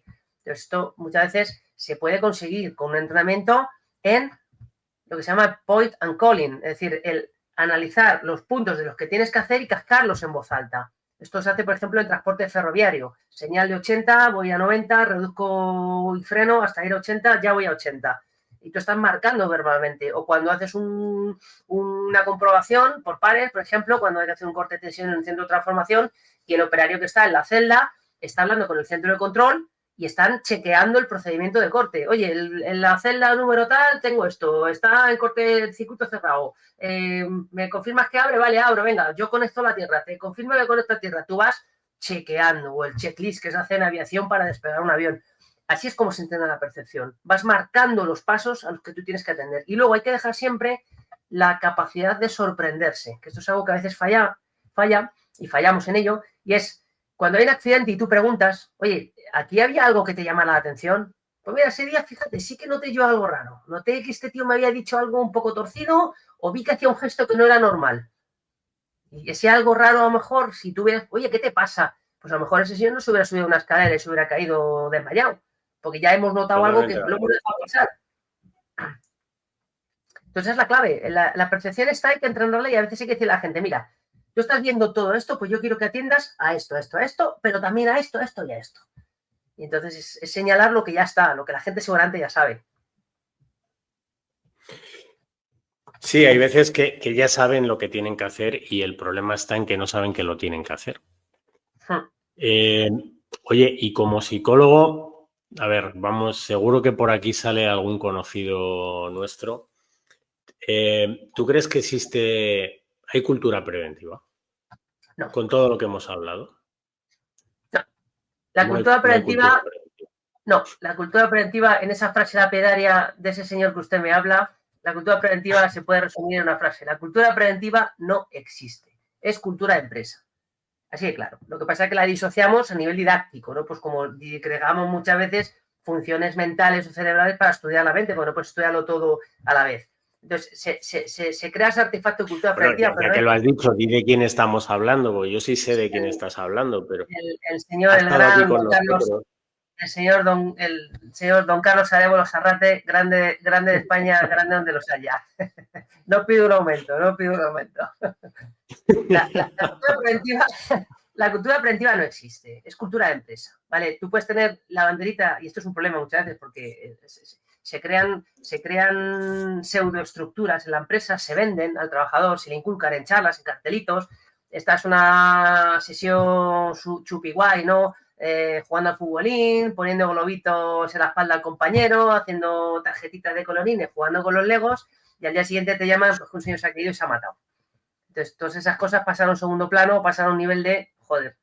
O sea, ayer estábamos de cachondeo, jajaja, somos la leche preventivamente, nos hemos pasado muy bien, hemos construido, pero luego la realidad es que tienes todavía condiciones que no deberían ocurrir de riesgo y la gente se te mata. Entonces, la cultura preventiva es la cultura de la empresa y la empresa tiene que tener una cultura, yo lo siento, soy de la old school, tiene que tener una cultura donde lo que se tiene que tener y se tiene que conseguir. Es decir, oye, la gente tiene que tener muy claro cómo hacer su trabajo bien, tenemos que formar, tenemos que capacitar y eso implica acompañar a la gente por parte de veteranos, enseñarle cómo saltarse ciertas normas, porque la gente se va a saltar las normas, pues hagamos ese juego de, venga, va, el procedimiento vamos a intentar que sea lo más real posible, pero siempre yo escribo algo en un contexto que es el diferente al que tú te vas a encontrar.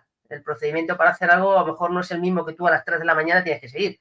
Pues a las 3 de la mañana estás tú solo, no hay nadie de guardia y te toca resolver una movida que no está escrita cómo resolverla. Entonces, dependes de esa seguridad gestionada, ya no es seguridad regulada, teórica, no es la realidad. Dependes de la técnica y de la pericia de una persona que tiene sueño, que se acaba de despertar o que tiene un problema personal y no está en sus mejores momentos. Entonces, al final, hay que entender la cultura preventiva como parte de la cultura de la empresa y cómo la empresa te dota de recursos y medios. Entonces, capacitar es esencial, pero luego, muy importante, tiene que haber un diálogo. Es decir, al trabajador hay que escucharle y hay que estar con él diariamente, porque cuando hay un accidente y eso acaba en el juzgado, entonces ya te das cuenta de las guerras que se han liado y de cómo eso se podría haber evitado perfectamente si hubiera habido una buena comunicación. Decir, oye, esta máquina está haciendo cosas raras, oye, es que yo aquí no tengo tiempo, es que este señor me obliga a ir muy rápido. Pues a veces hablar de eso es la clave para prevenir. Y a partir de ahí tú ya haz todas las actividades que quieras, pero lo básico tiene que estar, si no es que construimos castillos de naipes en el aire y eso es un problema. Y cuando vas como psicólogo a ver, bueno, pues hacer un cambio cultural en una empresa, que también me consta que trabajas en esa línea, ¿qué herramientas utilizas? A ver, es todo lo que hemos hablado, sintetizado en la charla, al final es observar lo que estás haciendo y ver la desviación de lo que deberías estar haciendo, ¿no? Y en ese punto de desviación está la rebeldía del trabajador, la incapacidad del trabajador de hacer las cosas, la incapacidad de la empresa para trasladar qué es lo que quiere la persona e incentivar que lo haga de esa otra manera. Y en muchas ocasiones es la empresa la que está generando ese contexto negativo. Entonces, es una situación donde tiene que hacerse un análisis y una autocrítica. Es decir, oye, mira, este señor que está haciendo esto, claro, ¿quién le ha llevado a actuar así? Pues hombre, yo no, ya, tú no le has dado la orden de que lo haga así, pero este señor lo ha hecho cientos de veces y nadie le ha corregido o le ha guiado, con lo cual, el momento que tú observas algo que no te gusta y no lo cambias, de alguna manera estás dando permiso e incentivando que se repita.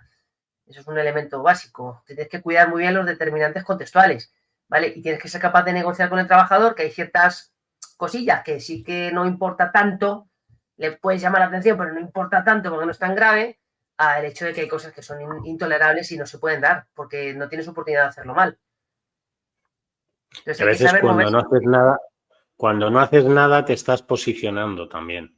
El otro día Claro, veía un vídeo no muy bueno se de... puede no comunicar, Javier, no se puede no Ya, comunicar, siempre estás comunicando. te decía que veía un vídeo muy bueno de un profesor que llega y echa... ¿Usted cómo se llama? Y ya la chica dice el nombre, Alicia Pérez. Dice, váyase de mi clase. Se quedan todos los alumnos, pero ¿y esto? Váyase usted de mi clase. ¿Por qué? No quiero tenerla.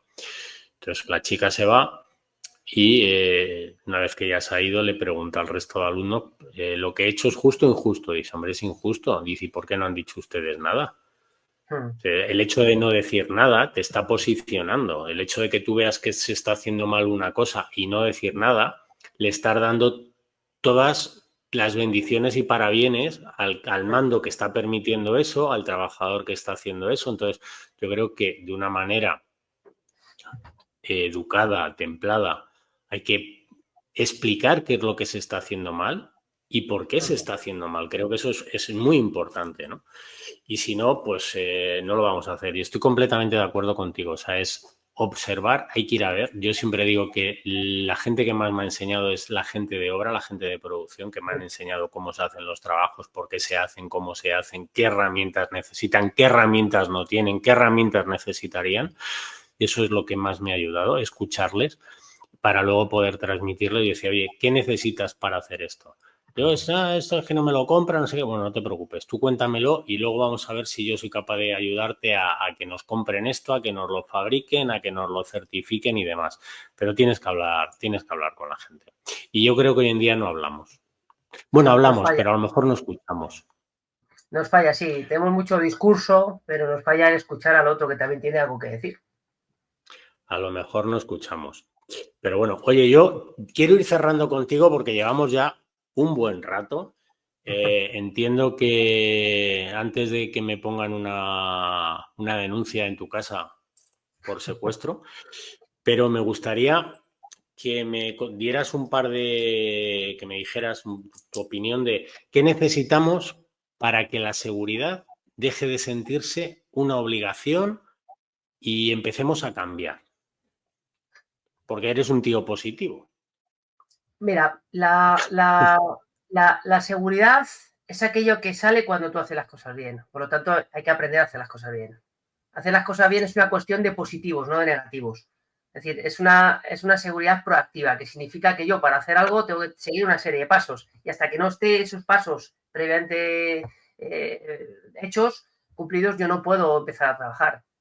Planteamos la seguridad en reactivo. ¿Cuánto tengo que estar haciendo mal para darme cuenta que ya, pues, ostras, cuidado ya que ya me la juego, ¿no? Que ya me estoy estirando demasiado y de aquí me puedo caer. Oye, que ya me he enganchado en la cesta, ya estoy en el peldaño intermedio y aquí como se mueva esto me caigo. Venga, pues paro.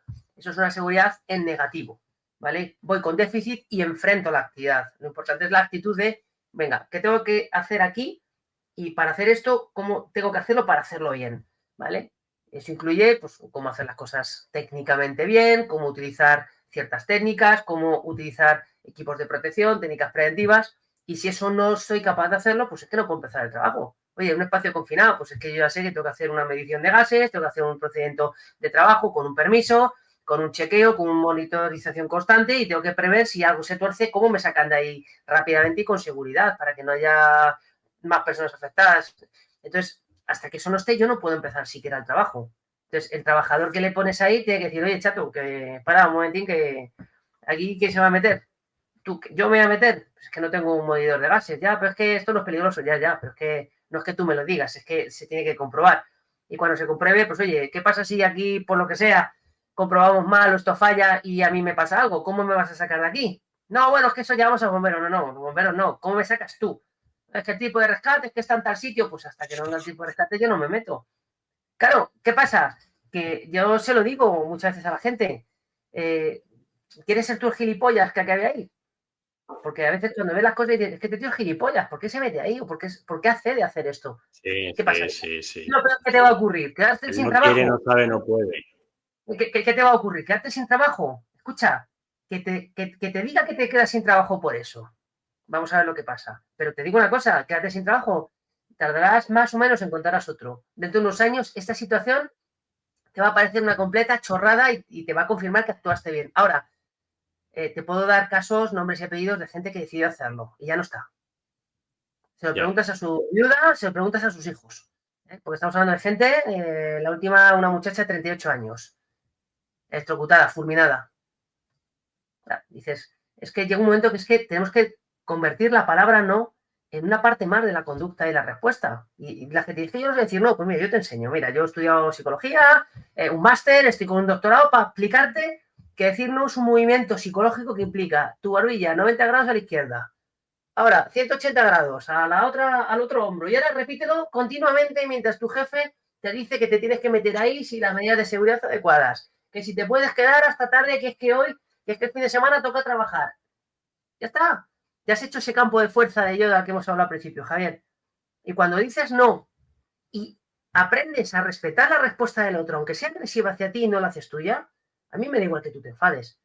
Porque mira, que te enfades me parece perfecto, te preocupa el trabajo, busca la manera de hacerlo bien, es tu responsabilidad como jefe. Ahora, si tú me pones a mí en peligro, es que encima eres tonto, porque me vas a poner un peligro a mí, más tonto soy yo por aceptarlo, pero es que te vas a poner en un peligro a ti a nivel jurídico, ¿vale? Entonces tienes una responsabilidad tuya y social respecto al otro y su familia. La salud laboral, no nos debemos olvidar nunca que es una cuestión de salud pública. Cuesta mucho dinero al erario público, en prestaciones, pero es que también es una cosa muy importante porque daña la capacidad de producir de la sociedad, porque afecta a nivel psicosocial a las personas que están Sí. en ese entorno. Y no nos damos cuenta de eso. Tuvo que venir la pandemia para recordarnos que lo laboral también es una cuestión de índole social. De hecho, nuestra Constitución lo recoge como un derecho fundamental. De hecho, la seguridad y salud en el trabajo, artículo 40. Entonces, tenemos que tener en 40. cuenta eso. tenemos que tenerlo en cuenta, ¿no? Y los poderes públicos tienen que velar, bueno, pues velan de esa manera, pero bueno, lo intentan, ¿no?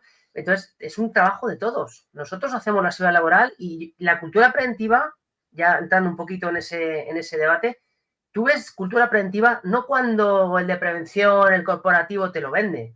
Yo a mí cuando veo sus cartelitos y tal, digo, bueno, vamos a ver si esto es verdad. Y vas al terreno, al barro, y le preguntas al señor, oye, chato, tú que estás ahí metido en la zanja con la mierda hasta el cuello, sin entibar, que estás con esto aquí, ¿qué medida de prevención tienes? ¿Qué? Y dices, bueno, esto sí, tal, un día lo pedí y me dijeron que...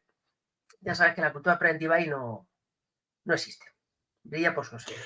Oye, de todo esto que has dicho me parece tremendamente interesante que toda la gente que nos escucha, que hay más de lo que yo pensaba, y que acaban de terminar un máster y empiezan a trabajar de técnico de prevención, que tomen nota de todo esto que has dicho, porque en el fondo les has mandado un mensaje que es brutal, que es, si quieres aprender, vete a ver lo que se está haciendo, ponte el mono de trabajo, mira, pregunta, habla, escucha, vuelve a preguntar, sigue escuchando y a lo mejor terminas aprendiendo qué es lo que se hace. Y solamente si sabes lo que se hace, vas a conseguir evitar peligros, minimizar riesgos, porque si Y lo no más es imposible. importante, vas a enseñar a que las personas se hagan las preguntas, que ese es uno de los grandes errores.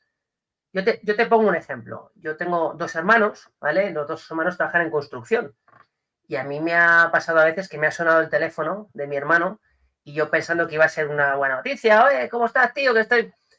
joder, se acaba de matar dos compañeros míos. Les acaba de caer un ascensor encima. Y dices, joder, macho. Dice, no he sido yo de milagro.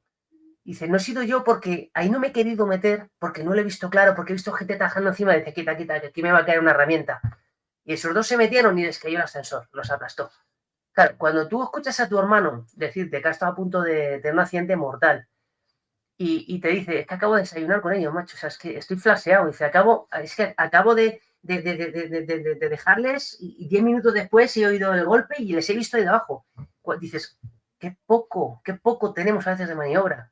Y es enseñar como técnico de prevención que no lo sabemos todo, pero sobre todo inculcarle al trabajador, y esto, por favor, que nadie me malinterprete, desde el punto de vista, puede pensar la gente que soy muy sindicalista, pero es que al trabajador le falta esa capacidad de reacción. Nos hemos vuelto autoexplotadores en el sentido que ya ni siquiera cuestionamos algo que antes nos tendría que hacer saltar y hechos un basilisco, ¿no? Revelarnos. Ahora no, ahora nos plegamos. Y es justo lo Sí, contrario.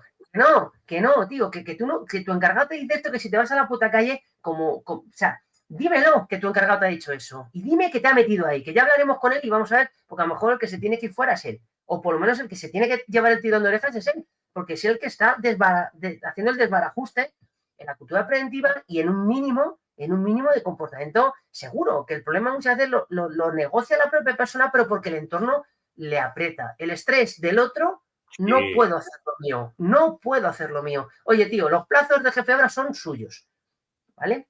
Los plazos del Project Manager son suyos. Te pongo empresas de transporte que, oye, es que bajo los tiempos, vale, perfecto, pero no vayas agobiados hasta el punto de que por no perder 15 segundos, pues ya estás trabajando de una manera que te está afectando a ti a nivel personal. O sea, intenta tener un margen de maniobra psicológico. Entonces, el técnico de prevención de hoy en día va a tener que poner mucha atención en eso, porque además viene un entorno muy voluble con el tema de la inteligencia artificial, las nuevas formas de producir, que van a crear bastante conflicto, ¿vale? Siempre que hay un cambio radical, al ser humano le cuesta adaptarse, ¿no? Entonces ya, bueno, nos está empezando a preparar con lo que nos viene y lo que nos viene pues exige flexibilidad y valentía. Yo animo a la gente a que sea valiente, las consecuencias nunca son tan malas si actuamos en conciencia. Y eso es lo que nos falta muchas veces, ser conscientes y tener una conciencia que nos referencie lo importante, que es la salud y la seguridad de las personas. Y eso no es negociable. y en algún momento de tu carrera profesional has visto un cambio que haya salvado vidas, un cambio de actitud, quiero decir. A ver, yo he tenido muchos momentos, yo creo que como cualquier persona que trabaje técnico de prevención, que al final es una profesión que estás a tortas con los de arriba, a tortas con los de abajo y muchas veces no sabes ni cómo estás tú mismo, ¿no? Pero yo quiero creer y quiero pensar que sí, que he impactado en la mente de las personas, A nivel psicológico, dando charlas y haciendo a veces intervención en las empresas, sí que, pues me lo han dicho, oye, esto me ha sido de mucha ayuda, o aquí me has cambiado un poco el enfoque. A nivel un poquito más mundano, pues recuerdo una anécdota que te quería contar. Yo ya siendo responsable de prevención en un grupo promotor constructor que había construido una residencia de ancianos y sin experiencia previa, pues se puso a gestionar.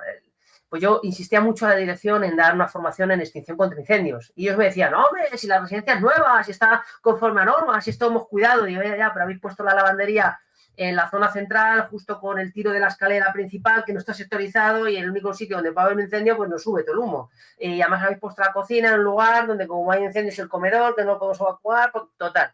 El caso es que un día se incendió una sartén que estaban preparando patatas, la señora se fue a por las patatas abajo a las cámaras y se dejó el aceite a fuego pleno, un sartenón enorme, y se prendió. ¿Qué ocurre? Que cuando salta la alerta, pues claro, te puedes imaginar, residencia de ancianos, gente con demencia, pitando aquello, sonando humo, y bueno, hubo una señora, una chica del servicio de limpieza, que había estado conmigo usando extintores y víes, y fue la única que cogió, dijo, leches, hay que coger un extintor. Miró por el ojo de buey de la puerta y dice, esto se puede apagar. Cogió un extintor, la mujer lo medio apagó, se le volvió a reiniciar y con otro extintor ya consiguieron apagar. Bueno, pues yo creo que ahí fue la primera vez que yo vi a la directora de la residencia mirarme y decir, qué cabrón, qué razón tenías. Con verdadera humildad, porque era una persona muy subida en su rol de directora, que aquí yo soy la que manda y tal, y ese día dijo, hostia, qué cabrón, menos mal, dijo, menos mal. Y le digo, ¿te das cuenta? Digo, la persona que menos tú hubieras pensado aquí, que esta podía coger, está con la fregona por otro lado, ha sido la primera y la única que, hostia, esto hay que apagarlo. Y que tuvo que a mí me han enseñado, o sea, que yo estaba apagando, que yo sé cómo funciona el extintor, que no tengo miedo a usarlo. Bueno, pues yo creo que se fue un antes y un después. Es una chorrada, pero ¿qué ocurre? Que eso luego se convirtió en una confianza cuando vas a dar la charla, porque la gente dice, hostia, vente a la charla, que te va a explicar que el extintor a lo mejor lo tienes que usar en tu casa, que ya no es un abuelito de tu curro, que puede ser tu hijo. Los primeros auxilios, oh, qué rollo, primeros auxilios, escucha, que no es una RCP que tú le haces a un muñeco, que esto mañana es tu padre o tu mujer o tu hijo. Sí. Yo con el problema de mi hijo, pues tuvimos una etapa muy mala de crisis epilépticas. Yo he atendido muchas crisis epilépticas, pero no es lo mismo. Yo la primera vez que oí el clock contra el suelo, el cabezón, y que cuando entré vi a mi hijo completamente inerte y ponerse azul, como azul oscuro, yo pensé que me moría. Pero como yo no sea capaz de ayudar a mi hijo, aquí la UBI no llega. Y en esos momentos te das cuenta de que lo que has entrenado y con la tensión que lo has entrenado es lo que te va a salir. Entonces pude actuar y tampoco podía haber hecho mucho más, pero bueno, lo que había que hacer lo hicimos. Y a partir de ahí tú te das cuenta que la formación, túmbese usted en la mesa desnudo y hágase el dormido, que yo pongo, hasta que no me encuentro en una situación donde, hostias, me están diciendo que haga esto, lo tengo que hacer.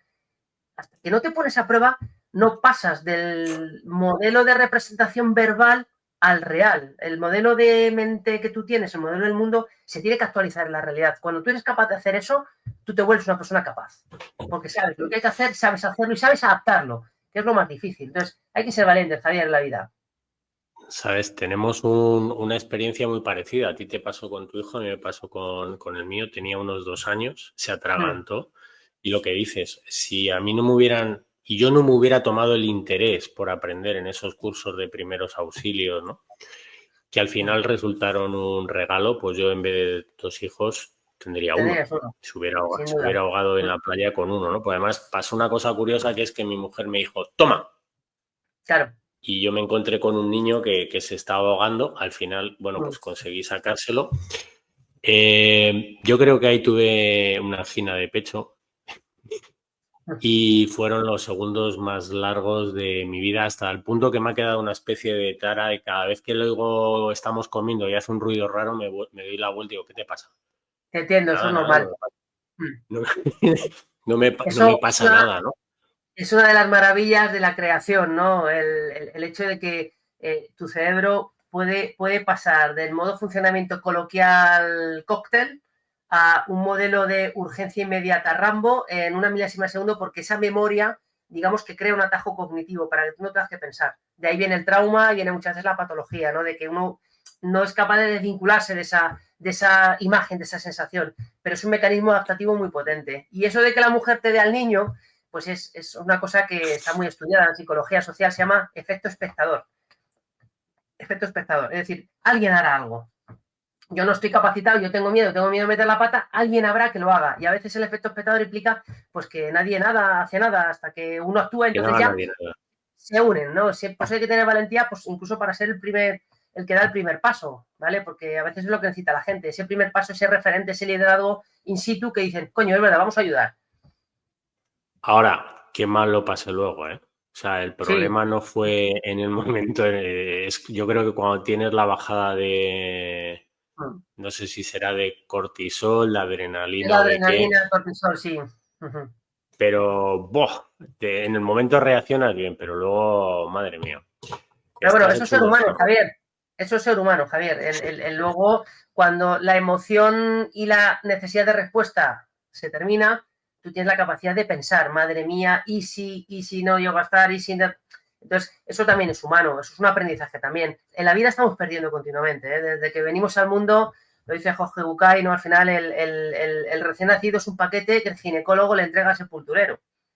Entre medias hay una vida, ¿vale? Pero al final la vida Sí, la sí, vida es sí. un tramo corto, entonces hay que intentar pues que sea lo más divertido, lo mejor y más constructivo posible. Luego ya cada uno, si piensa que hay más allá, le puede ayudar. Yo es que creo que aquí venimos por alguna razón y creo que ayudar a las personas es esencialmente una de las principales razones por las que estamos aquí.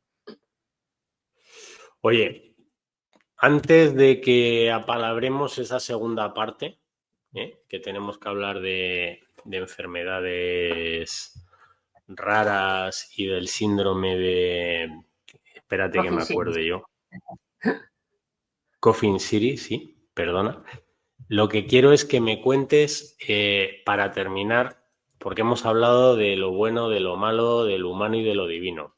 Algo, una anécdota. Vámonos con un buen sabor de boca, algo que nos podamos reír un poco, si es que puedes. Sí, Alguna sí, se puede, anécdota se que puede. hayas tenido en tu vida profesional que haya dicho, madre mía. A mí me han inculcado una ética del trabajo, yo creo que enfermiza, ¿no? Mi padre lo ha hecho muy bien en ese sentido, pero también su obsesión se ha convertido en mi obsesión, ¿no? Por suerte, mis otros tres hermanos lo relativizan un poquito mejor que yo, me alegro por ellos. Estaba yo trabajando con mi tío Rafa, que tiene una empresa de fontanería, en una obra, pues tenía yo 17 años, ¿vale? Y entonces se dio una situación que todavía hoy la cuento y me parto de risa. Resulta lo importante que es la comunicación, ¿no? Y cómo el grupo puede hacer que la comunicación se distorsione o que sea algo eficaz, ¿no? Entonces, yo estaba colocando un tubo de PVC a través de un muro, ¿no? Entonces el muro se había hecho un hueco, un taladro para pasarlo. Y entonces mi tío me dice, ponte al otro lado, te pones esta tabla para no romper la boca del tubo y le vas dando con la maceta que yo te voy diciendo, vale, venga, va. Se pone mi tío a un lado y al otro y resulta que era un muro que acababa en una zona donde, bueno, pues había dos señores apoyados y estaban viendo los dos, tanto a mi tío a un lado del muro como a mí al lado del otro. Al Y otro entonces lado. mi tío me decía, dale, dale, pum, dale, pum. Y yo, ya, después de 4, 5, 6, 7 dale, yo decía, joder, le estoy dando demasiado fuerte y yo creo que ya me quedo sin tubo. Cuando de repente aparece mi tío hecho unos zorros ofuscados, que vale, vale, que vale.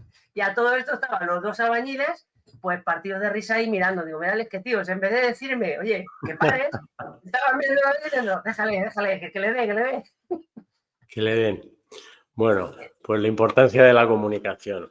Oye, Thor, pues me lo he pasado muy bien. Gracias por estas 3 horas de terapia, porque aquí, Que mereces o estoy sea, más, a mí, Javier. aunque no te dé, aunque no, yo creo que sí lo sabes, pero al final lo que más he hecho es una terapia. Y de verdad me lo he pasado muy bien y he aprendido mucho más. Y de verdad me gustaría hacer un especial contigo para hablar de enfermedades raras y ver en lo que podemos ayudar. Así Perfecto, Javier. Yo te que, la agradezco de corazón, sin duda. pero vamos a hacerlo. O sea, que no Y quede eso. en que yo te No, lo no, no, no. ofrezco, tú me lo agradeces, no. No, no, no, no, no. Terminamos y nos ponemos Cojo el fecha, guante. incluso bueno, Cojo el se guante. me están ocurriendo cosas que ahora vemos. Bueno, Perfecto. señores, muchísimas gracias. Ha sido una pasada el programa de hoy, en todos los sentidos. Y nos vamos a ver muy pronto. Así que recordad que si parpadeáis, os lo perdéis. Muchísimas gracias, Aitor, y nos vemos en 2 minutos. Gracias. Muchísimas gracias, Hasta Javier. ahora. Muchas gracias.